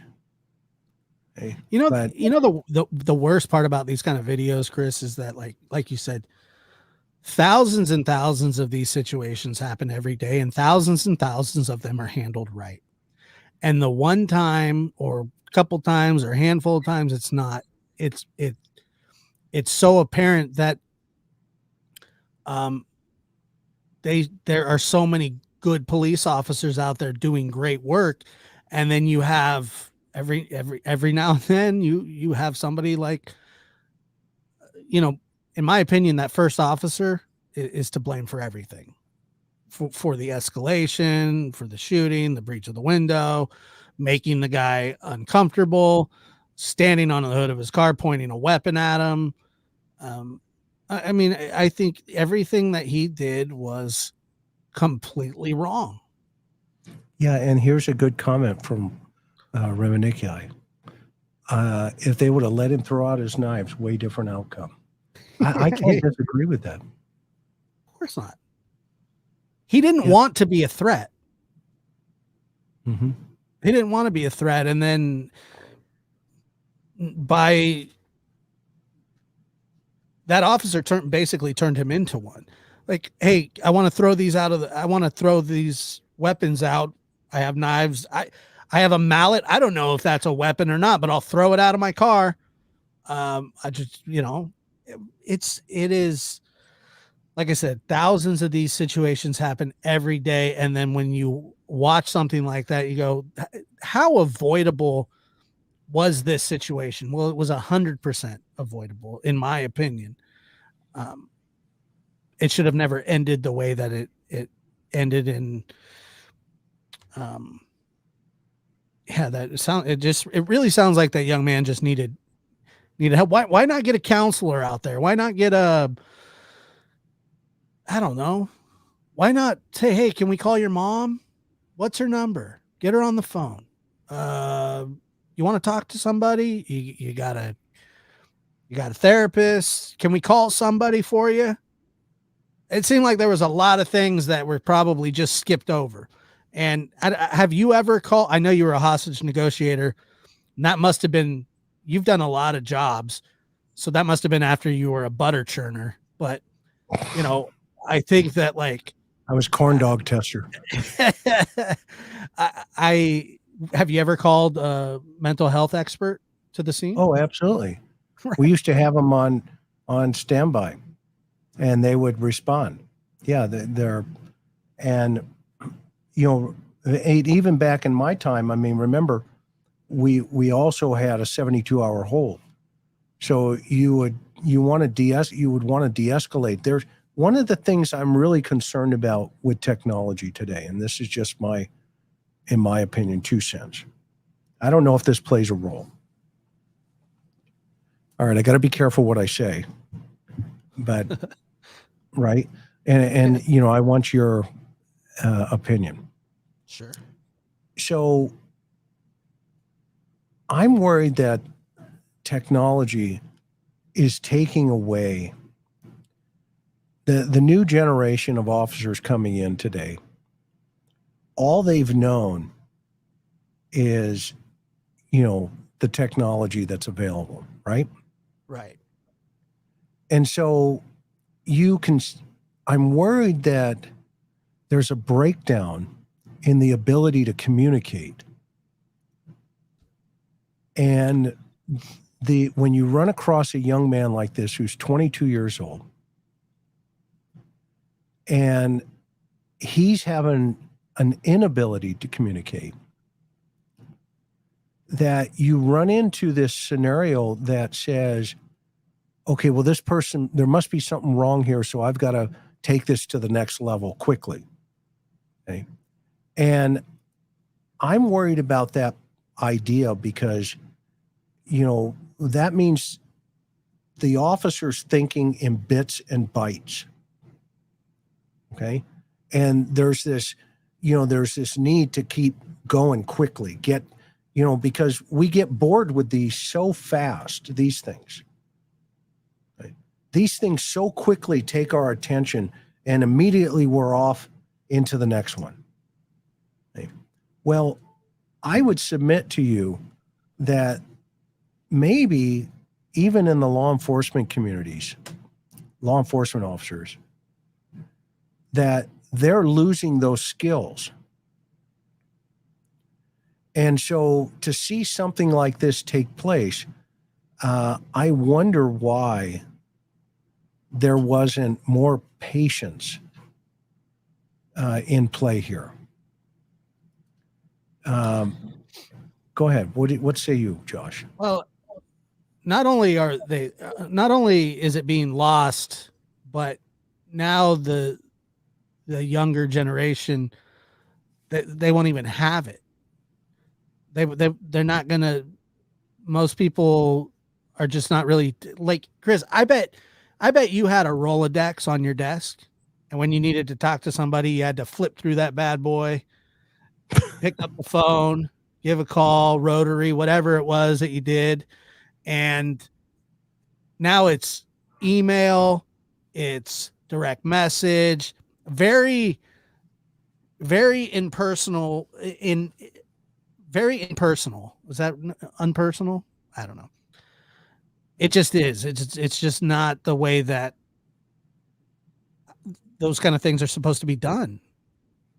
And we haven't been taught like, hey, you know, go up and shake somebody's hand. You look them in the eye. It is somewhat of a loss. It not only is it becoming lost, it's going to be almost obsolete if that's how we're training people, if that's how we're, you know, people that used to sell vacuums door to door, you know what I mean? Like, I don't remember those days, but I know that. What do you mean? You bought one? Yeah. That was after you were a vacuum salesman after you churned butter for a living. Yeah, I didn't do that one, but no, but you know what I mean? It's just, the interaction's just not there anymore. There's just not a lot of communication that way, which is. Yeah. And Tina asked a question here, Josh. Was it just one officer? Yes. Yeah, it was just one officer. So yeah, the escalation here. He was shot 6, everything tased and whatever else. Come on, Chris. Okay. Yeah, I know. I agree with you, Barb. I mean, this was nuts. In my opinion, this was a bad shoot. I mean, first they hit him with the taser, and then they hit him with the bean bags, And, the poor kid grabs, he's grabbing a knife, and now, the window's obviously been breached, and this was a total leadership breakdown. Total. This is a situation that when you go watch the whole video over at rmlawyers.com, you're going to be mind blown. It's that bad. And now I know there's always two sides to a story, but I'm here to tell you I've heard all that story before. And this is just my opinion. It's just my opinion. We used to have stuff like this all the time. All the time. Yeah, it's an everyday and call. Guess what? Yeah, and you don't shoot people as a result of it. I mean, what did the kid do? What did he do? No, tell me what you saw he did. He high-ended his car and then asked for help. Yeah. And I don't know, Abby, if he's a bad cop or if it's bad training. Probably a combination of both. I think there is some John Wayne syndrome going on there for sure. Mm-hmm. I agree with that 100%. Yeah. What do you got, Mimi? They have to weed the bad one out. Yeah, I totally agree. Yeah, but hopefully it doesn't take it to that extreme before they do. I don't really understand why it escalated so fast. It seemed like he was just hell bent on making him get out of his car, and I guess the lawful command. I don't know if that is a lawful command. A police officer does not have the right to just come up to you and tell you to get out of your car. He has to have a reason. Right. So was the reason because he wrecked? Well, what was his reason for, if he could have said, hey, let's get you out of here. We're going to get you a tow truck. You need to step out. We're going to try and get your car off of here. And then he would say, well, I don't want to get out of my car. Well, why not? But when he immediately just goes to, get out of the effing car and can I throw my weapons out? No. Oh, what you said, the kid seemed to want to do it the right way. He had problems. Yeah. And this is a good one here. Mimi said it'd been better off calling the paramedics. Yeah, that's a good point. You're right. Just pick up the radio and say, hey, I need a medical squad here. Anybody but the guy that was in charge at the beginning. Well, how many times, right? Back in the day, how many times did paramedics show up, knock on the window and go, hey, we're firefighters, we're not policemen. And all the cops are standing off in the distance like this. Right. Okay. Hey, do you got a knife in there? Yeah. Okay. Well, put it down or throw it out the other window. Throw it out the other window.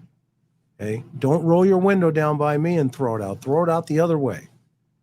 Okay. There's all kinds of options here. That's what the point here.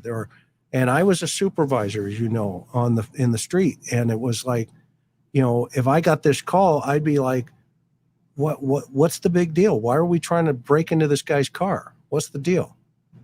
Well, he's got a knife, and he's allowed to have a knife in the car. Has he threatened anybody with it? If I was a supervisor, I'd ask that officer, did he threaten you with it? No, but he did want me to throw it out. I said, okay, well, why didn't you let him? Next,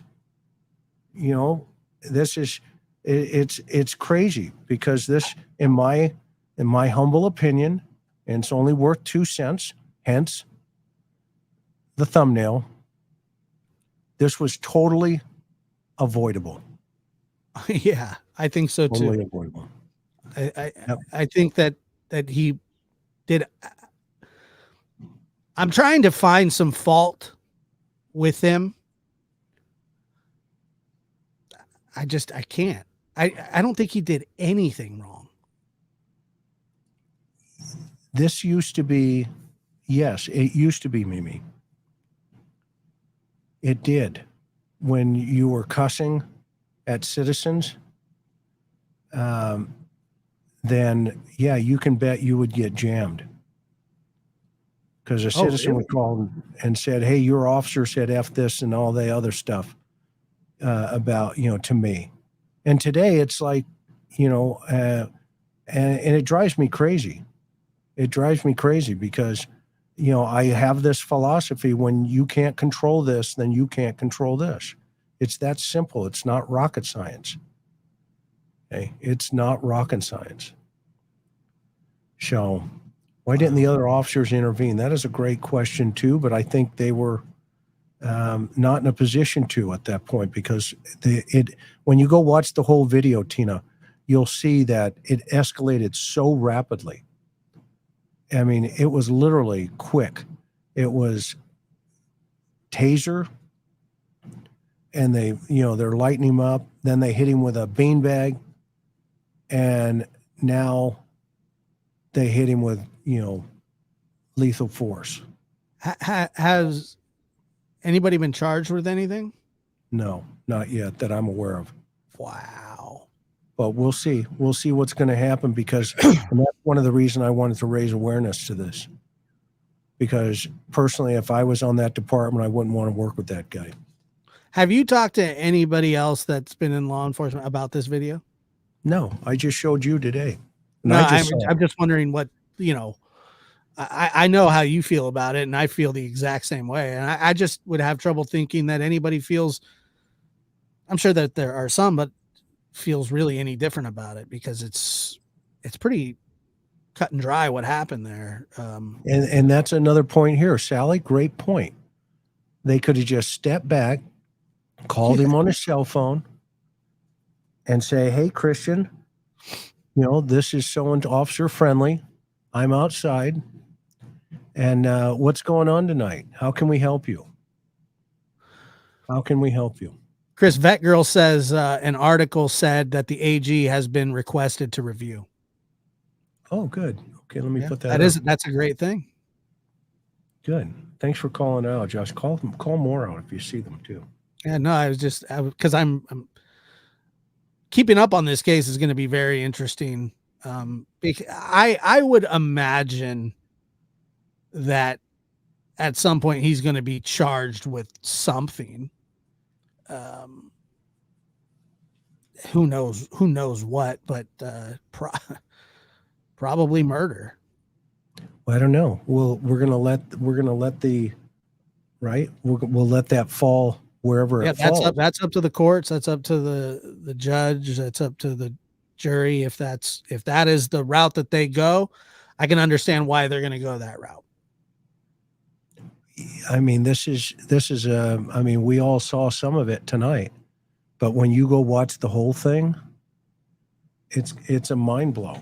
Well, I've seen officers indicted for much less reckless behavior. Yeah, Laura, this is Colorado.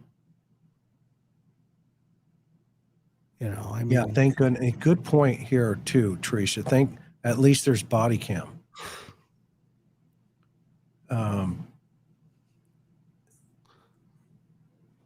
Let's see here. Yeah, and Mimi says it was preventable in my opinion. I think that in everybody's opinion, it was probably preventable. Like I said, I think if the Attorney General looks at this with any kind of, he's going to go, well, what are you doing? What are you up there for? When you were told that you need to, or not breach his car because there's no crime, why'd you do it anyway? It's almost like antagonized him to want to defend himself against something that he didn't do. He didn't commit any crime. He wasn't running from the police. He wasn't wanted as far as we know. He wasn't doing anything except asking for help. That's what makes it so this isn't a traffic stop gone bad. That's not what this is. There wasn't a gun in the floorboard. And, you know, like I told you one time when I was leaving a market, a gas station market, and there was a cop had pulled this man over, and we were walking by probably like 20, 30 feet away. And he had him pulled over, just looking around. You could see him looking in there, and he pulls his gun out because there was a gun in the floorboard. And he told his partner, he said, gun in the floorboard, pulls his gun out, points it at him, and tells the guy, he says, if you move, pretty calmly, I mean, he was stern about it. He says, if you move, I'm going to shoot you. So don't move. Do you understand? And everybody was like, oh, wow. You know, wow. And basically he said, look, if you make one move, I'm going to have to shoot you. You have a gun in the floorboard of, if you reach for it, you could hear him say, I'm assuming that you're going to try to get it to shoot me and you're going to be dead. That's not what this was. I totally agree. No, that's a really good comment. And, you know, this is a scenario now that unfortunately, you know, it's just horrible for law enforcement. I agree. Yeah, it's horrible because, you know, to hear where wind blows, he was cussing, he was cussing, yelling, only begging. He was not cussing or yelling. And you're right, he was just begging. He just wanted help. I mean, the poor kid's he's doing this, he's praying. I mean, it's obvious that the kid is not a threat. I mean, some 2-inch pocket knife. And he tells the dispatcher, she says, well, do you have any weapons? And he goes, well, yeah, I have 2 knives. I have, I think, a mallet. Is that a weapon? You know, I mean, it's obviously it's not working correctly, right? It's a tool. It's not working correctly. And, you know, that it's just horrible. I just can't, you know, get over this one. And when I saw the situation where he jumped up tactically on the hood of the car, I was like, are you serious? Where did you learn this? Who taught this? Yeah. And, you know, that training officer needs to be brought into court and say, did you tell him, or did you train in a tactical situation like this, that you jump up on the car? This is the same problem that we saw in Uvalde. And I called that one out too. Okay. Where, you know, our responsibility is to save lives. Right. And it's not to freeze. It's to go in, engage, or in this case, be patient, wait. What has he done? You know, so I hope that, you know, I hope the right thing's done. I hope the right thing's done. Yeah, I do too, Karen. Honey, you know me. You know what? When I say a reasonable person, that's not a slight at this young man, because obviously he wasn't in the right state of mind, but a reasonable person, even if told to do something like that, even if you're not going to agree with it, you're going to do it because the outcome could be very bad for you. And I think that, you know, they say, oh, well, you know, get out of the car. So, well, for what? Why do I need to get out of my car? And even he was saying that, well, because we need to talk. He says, well, we can talk right here. I mean, he seemed to know I'm safe here. You're safe there. What do you want to talk about? Well, I want you to talk about it out here so we can be safe. You're less safe when he's out of the car. What are you going to do? Handcuff him? You can't.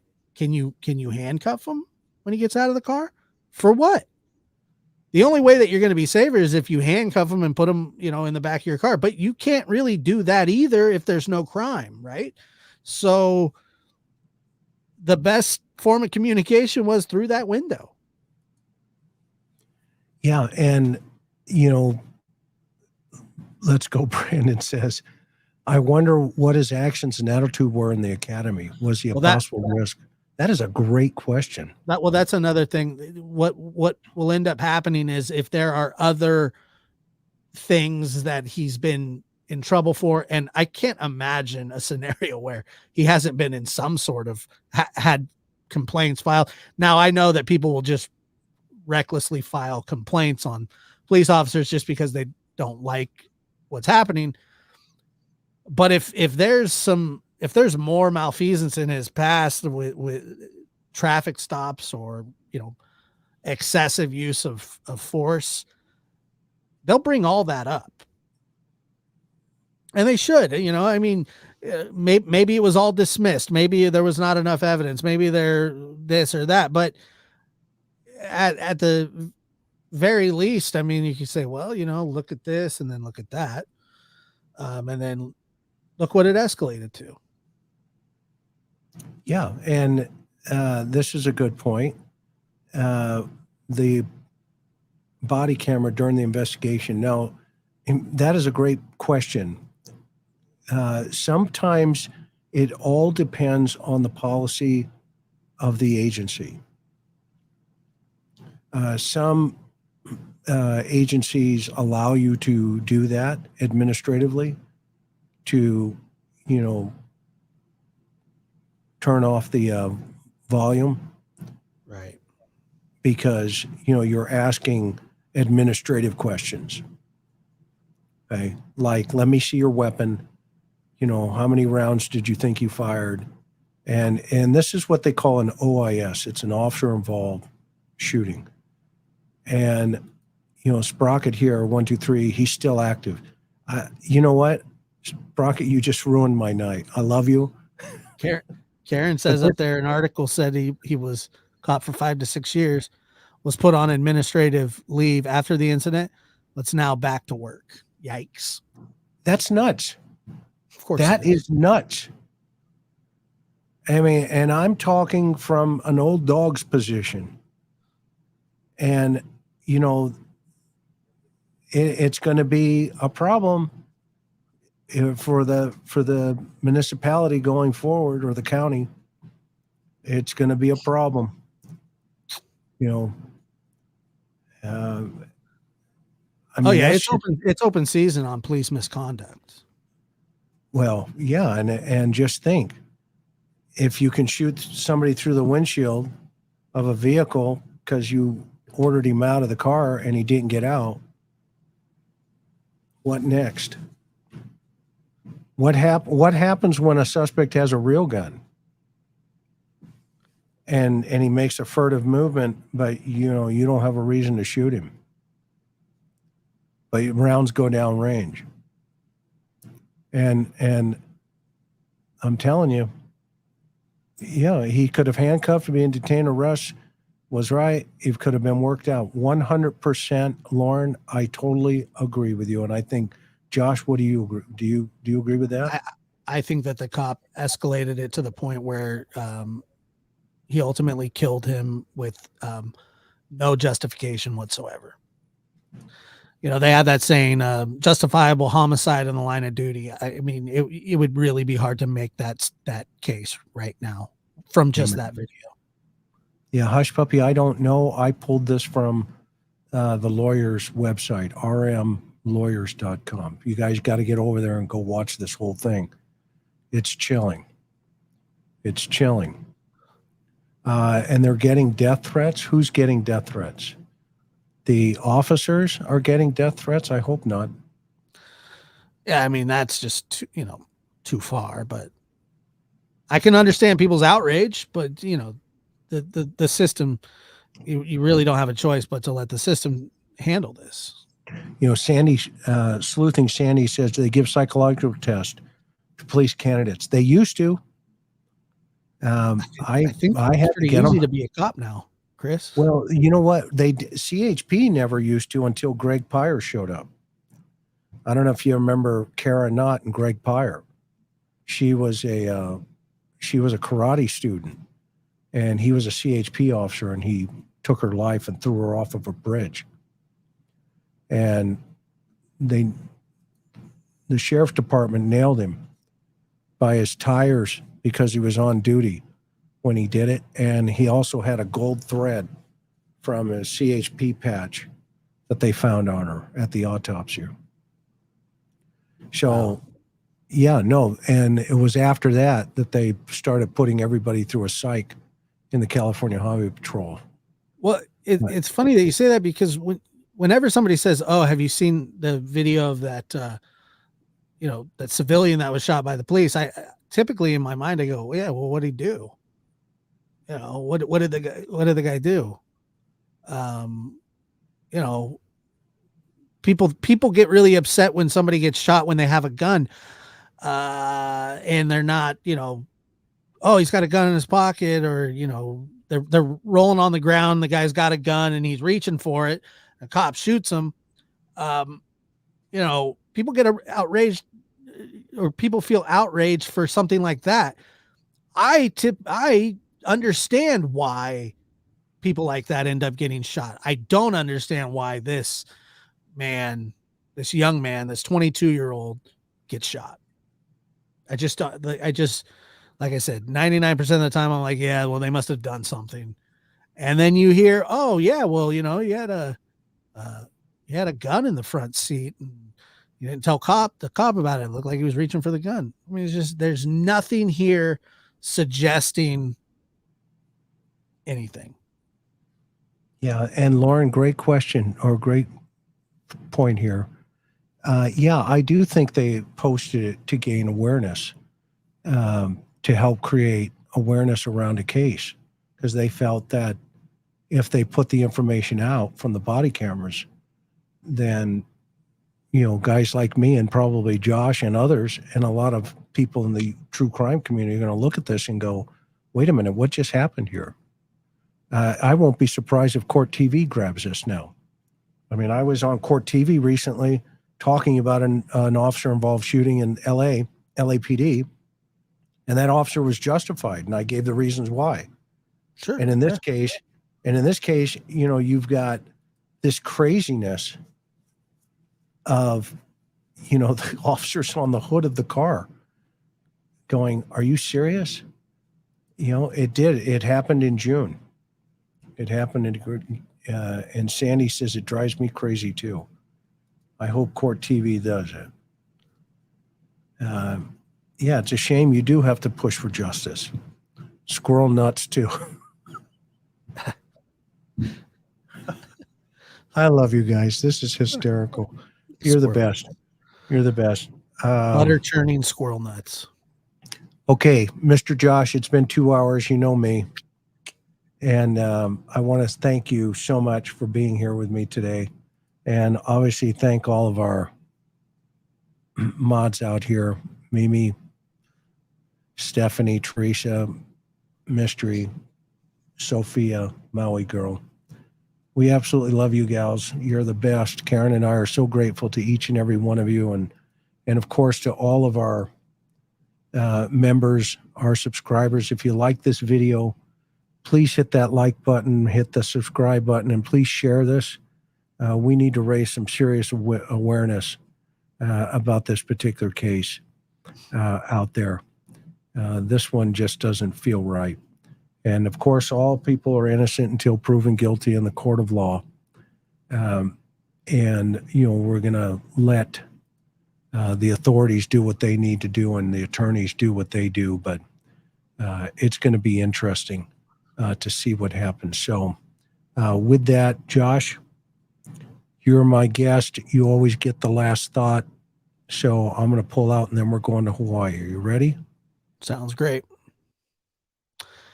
I'd just like to thank everybody for being so kind and gracious, and obviously the TIR family having me on the channel. It's always an honor to be associated with you guys.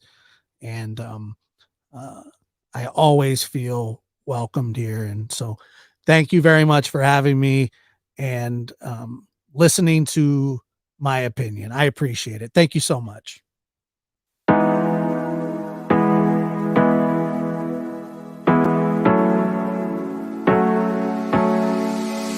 Hard working every day, I'm stressed out 24/7, babe. No timeouts, wish we could fly away. You and I go to our favorite place. Oh yeah, make special memories together. I'll be your company now and forever. I say we fly away, you and me, go to our favorite place. Feeling the sun on my face in Hawaii. With you, Hawaii. With you, Hawaii. With you, Hawaii.